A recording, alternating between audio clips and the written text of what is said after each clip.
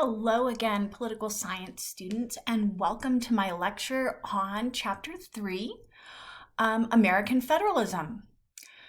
Maybe sounds like a little bit of a boring topic, but I promise it's not. And I've written here, just to get us started, many of the most controversial issues in American politics, they involve federalism. And once you understand what federalism is and the critical role that it plays within the American system, you'll begin to notice that federalism is in so many of the issues that are controversial. Okay, so with that, let's move on to talking about federalism.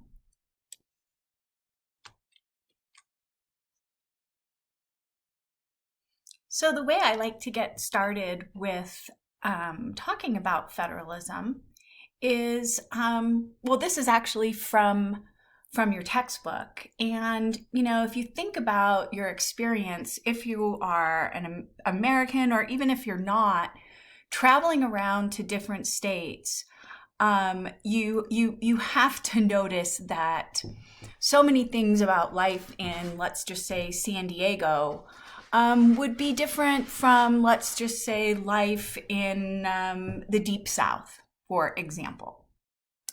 And so one thing, to get you started in beginning to think about federalism and its importance is to think, are you from a different state than California?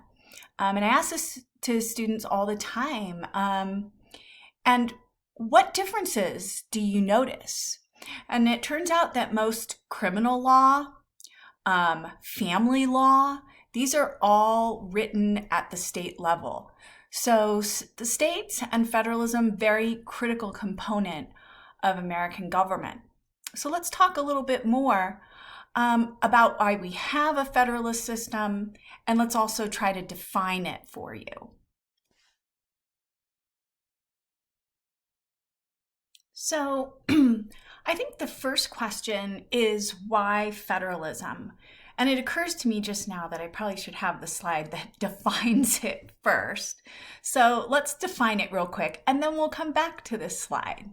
So what is federalism? It's a form of government in which, just generically, and let me just point out that the United States was the first federalist system. And now you see others around the world. So other examples of federal systems would be Germany's an example. Canada is another example, Spain. There are many. And then there's also many unitary systems. So what distinguishes federalism is you have these different layers of government. Many political scientists have historically used the imagery of a layer cake to describe what American federalism is. So that's one feature of federalism. There's different levels of government that can act relatively autonomously.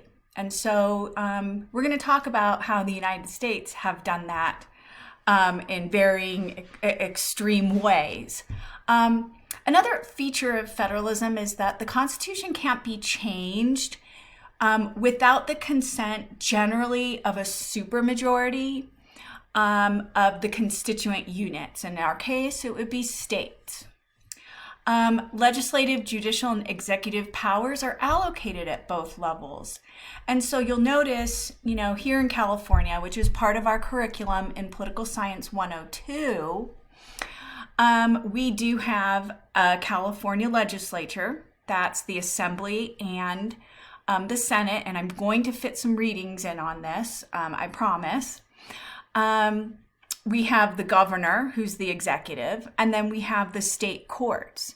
And that's mirrored in every state, all 50 states, and then at the federal level too. When there's disputes between the two levels, the courts generally intervene. And usually the upper house, in this case, the Senate, represents the states. So the House, as we saw in the last chapter, represents population or people. and the Senate represents states. So every state has 2 senators, regardless of the size of its population. Okay. So let's go back to this other slide and ask why federalism. And, the number one answer I would give you is, I'm just going to write it right here. It's always politics. And, it was at the framing as well. It was about politics. It's always about politics. I don't know what I'm doing. I tried. And so, as, what we talked about in the last chapter, which was on the Constitution, was the fact that the first Constitution of the United States was actually the Articles of Confederation. And each of the 13 colonies was, a quasi-independent state. And so the most obvious reason we have federalism is because the states were not going to erase their boundaries in order to join the Union. People really identified with their states. For a lot of American history, people identified more with their states than they necessarily did with the nation as a whole. And I think it's still true to this day. If you think about it, how many of you or your friends really identify as with one state or the other, whether it's Texas or California? I really identify with California, I'm not gonna lie. And even while there was this practical political reason that the states were not going to eradicate their boundaries, the framers of the Constitution also used this division of power between the federal government and the states as another check on their worst fear imaginable, and that's tyranny, that's abuse of power. And so, in the Madison's Federalist 51, and we talked about the Federalist Papers, at least chapter 2 did, if you caught it. The Federalist Papers were really a series of editorials that were justifications for why the Constitution should be ratified. And Madison said, we cannot depend on individuals in government to check their power. We can't just depend on this notion of republicanism or representative government, because the framers, mind you, were not interested in democracy, but they were interested in checking power. And some of their values were so profound that they inspired movements later on. So federalism, the division between the federal government and the states, alongside the separation of powers and the checks and balances, were argued in Federalist Papers, argued that those were further checks on tyranny, any kind of tyranny, but especially tyranny of the majority, which is what the framers were predominantly concerned with, which is why I mentioned not necessarily super interested in democracy. That was taken up in chapter 2. Okay, so we already went over this slide because I skipped ahead. Let's talk a little bit about federalism and the Constitution, because that's really important. And, let me just tell you, students, chapter 2 and 3, they're really difficult chapters. 2, 3, and 4 are really difficult chapters. So don't drop the class, hang in there. We're talking about parts of our government, the Constitution, federalism, and in the next chapter, we're going to be talking about civil liberties that people literally spend a lifetime studying. So, these are, really substantive chapters. Once you get through these chapters, I promise you the rest of them will become a little bit easier, okay? Back to the federalism and the Constitution. So several provisions of the United States Constitution define the powers of the national government and the state governments. And then we have many aspects, especially in amendments, that restrict the power of the national government and the state governments. So I have here, let me move myself. I have here a list of the powers of the federal government and those of the state governments. And I'm not going to read them all to you, but enumerated powers are powers that are explicitly named in the Constitution. For example, coining money, raising and supporting armies. And then the powers that are reserved to the states, and that's done in the 10th Amendment to the Constitution, which is part of the Bill of Rights, which you read about in Chapter 2. So the powers that are reserved to the states are interstate commerce, conducting elections. This is such an important one. And we've seen that, and we are going to continue to see that the fact that the states really run elections, even for federal offices, gives them a lot of power and has created some controversies. Establish local governments. So one thing I would just point out about federalism is it's the division between the federal government, Washington, D.C., the feds, and the state governments. That doesn't include local, municipal, special districts, which we have here in California, because the state governments create local governments. And then there's powers specifically denied to both the states and the federal government. I really like this graphic because it just kind of helps you conceptualize what federalism is. So powers that are delegated, again, in the Constitution to the national government, declaring war. Oh, we could talk for a long time on that one. Create and maintain armed forces, foreign policy, the post office, coining money. Then here's the powers reserved to the states. I like this graphic better than the last one. And then these are what we called concurrent powers.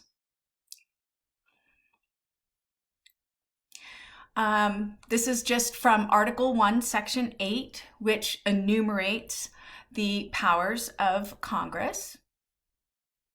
And then there also is within this article and section what's come to be known as, oftentimes we call it the elastic clause, but it's the necessary and proper clause. And what it says is that Congress has the power to make, in addition to all those enumerated powers, it has the power to make all laws which shall be necessary and proper for carrying into execution the foregoing powers. And as I mentioned before, that clause is known as the elastic clause because, it's truly, truly a matter of philosophy what you think Congress ought to do in its pursuit of what is necessary and proper. Okay.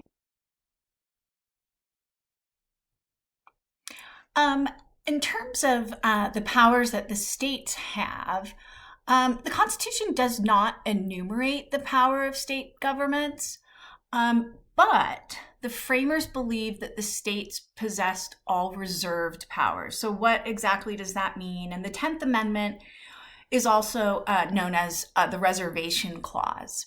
But powers that are not prohibited to the states by the Constitution or delegated specifically to the national government are powers reserved to the states. So one of the major ones, and I said earlier in this lecture, that states establish criminal law, states establish licensure for practicing many professions, states establish criminal laws, and so much of how we interface with government is at the state level. In terms of restrictions on state powers, there are these restrictions on state powers, as well as passing a law that might be unconstitutional. Of course, we're going to be talking about that a whole lot in this class. Further restrictions that we need to mention on state power come from the amendments to the Constitution. So the 14th Amendment, and this is actually a very complex process, but it's known as incorporation. And it's the process through which the courts recognize that the 14th Amendment's Equal Protection Clause also prohibits the states from denying individual rights granted to them under the Constitution. It's a little known fact, and it was something, back in my student years, I found really surprising that there was a long process of incorporating the 14th Amendment so that it also applied to the states. So, for example, the states could have an official religion, for example. Also, the 15th, 19th, and 26th Amendments, go look those up if you don't know what they are, also include important protections on civil rights, particularly on voting rights. Oops. And then finally, I should point out, students, and you may be asking, students usually ask at this point, well, what if the laws conflict? And therein comes the Supremacy Clause, which is in Article 6, Clause 2, which states that the Constitution and federal laws and treaties are the supreme law of the land. Also, under the Supremacy Clause, the Constitution would prevail over conflicting state law, as long as the federal government's acting within its constitutional authority.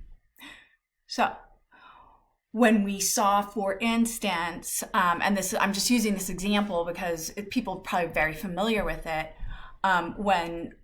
when the court essentially overturned Roe this past June, they were really ruling on the constitutionality of a state law. I believe this the case came out of Mississippi, but I'm not sure. But we will be talking about that.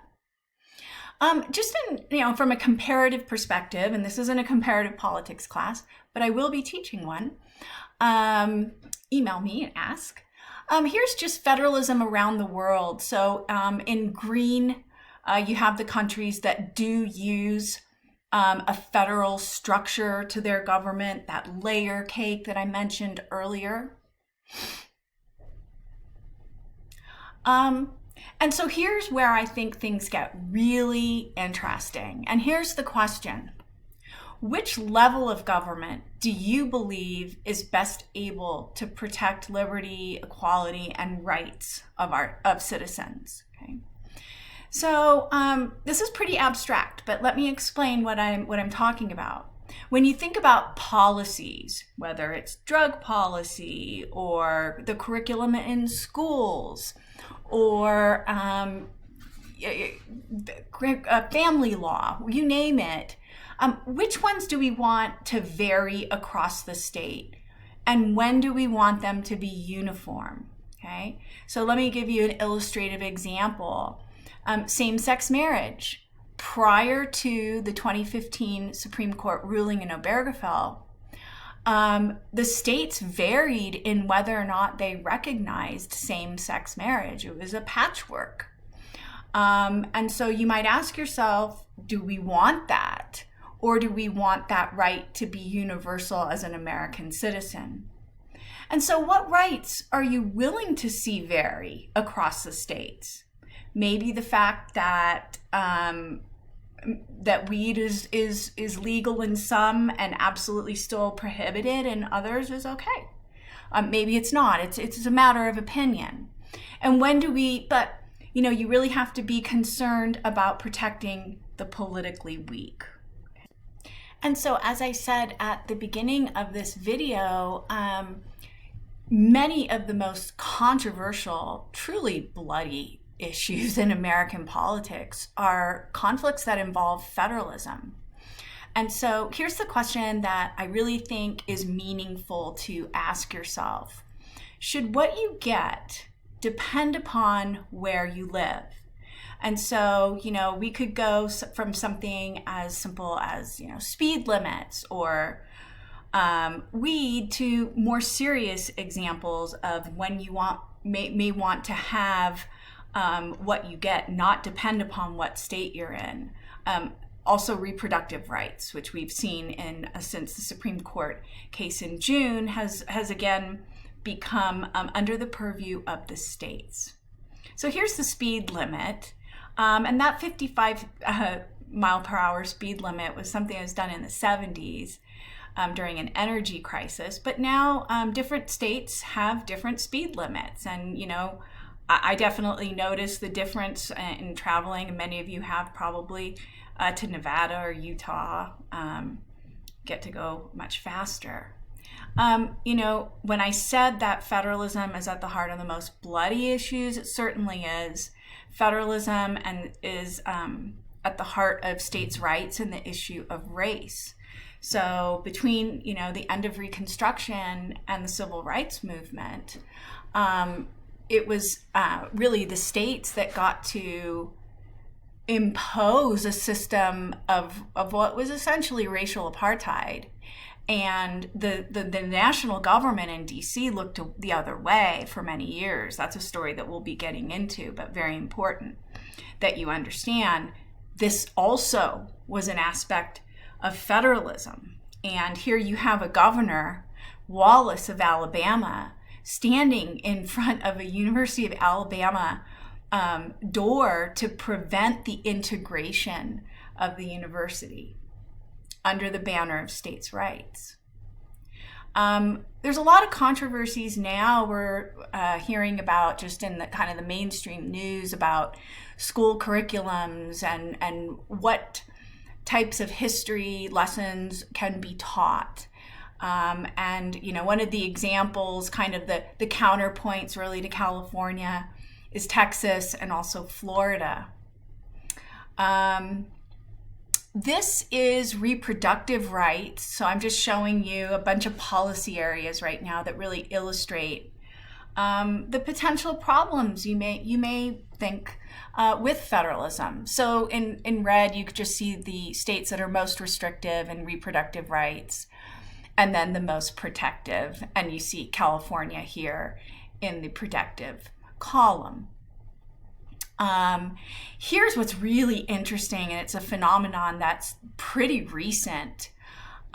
This is actually a billboard campaign from the governor of California.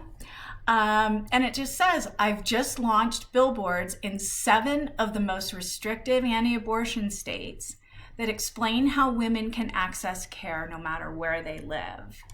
And then, I have, he not only did the billboards, but I'm not sure what happens if I click on here, so I'm not going to do it. But this is just as Governor Newsom in an advertisement, essentially advertising freedom in California, and the governor of Florida, I'm sure, has the same thing. But I think it's a very interesting, almost cold Civil War-ish. I don't know. Okay.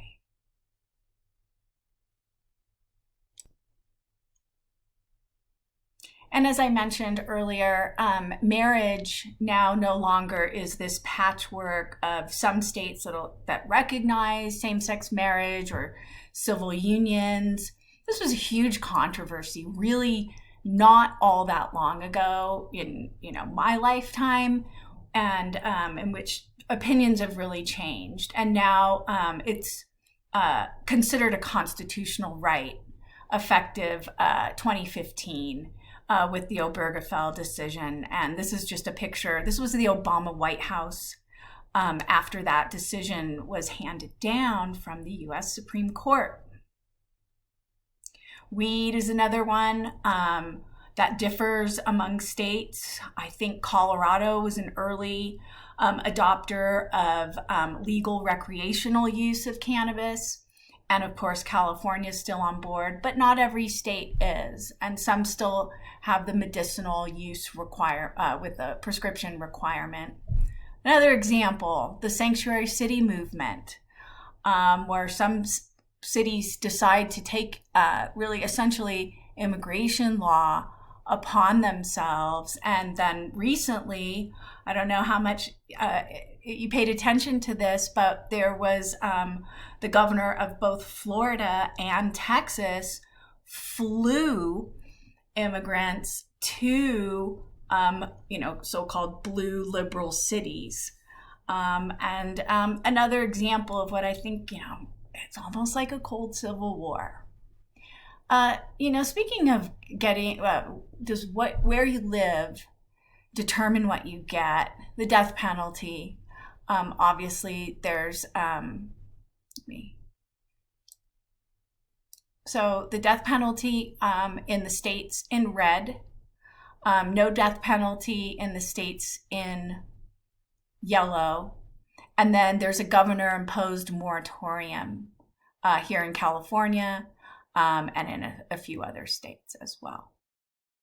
But, with the death penalty, that's a tough one. Most political scientists will tell you the majority of Americans do support it. On the other hand, it's something we talk about a little bit more in my 101 class. And it will come up in your next chapter as well, is the fact that the United States is the only modern industrialized democracy that still has the death penalty. So something to think about, but not often controversial. There's been moments where it's been raised. But yeah, this is the one that I want to end with because this is the one that I actually began my career talking about. And when I interviewed for this job at Miramar, the assignment was, give a lesson on federalism. And I'm thinking, wow, this could be really tough because I have to go through all the early slides of defining it. And there's much in the chapter that I just cannot talk about in these lectures. And I try to bring in some of my own side points. But I decided when I taught that lesson, that was 20 years ago, but this is still a thing. And it's unfortunately not a very well-known thing. But corporal punishment or paddling in schools, it still exists. And so, you could think of this as a form of state-sanctioned violence. And so I will say that in the states in blue, where paddling is still allowed in schools,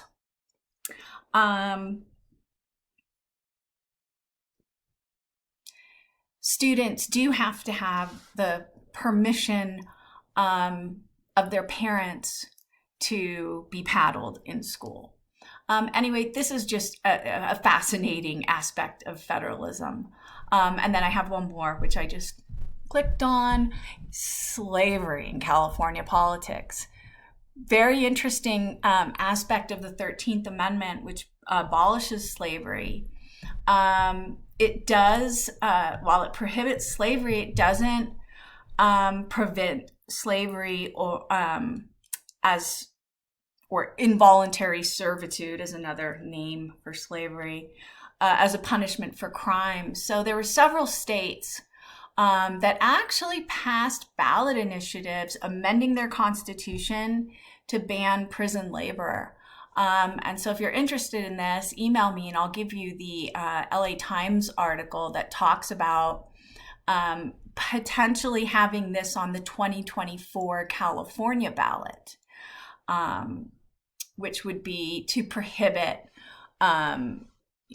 unpaid or very low paid labor in prisons.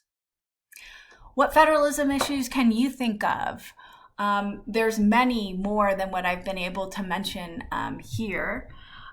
Let's wrap it up. Thank you for listening and good luck with your Chapter 3 quiz. See you next time.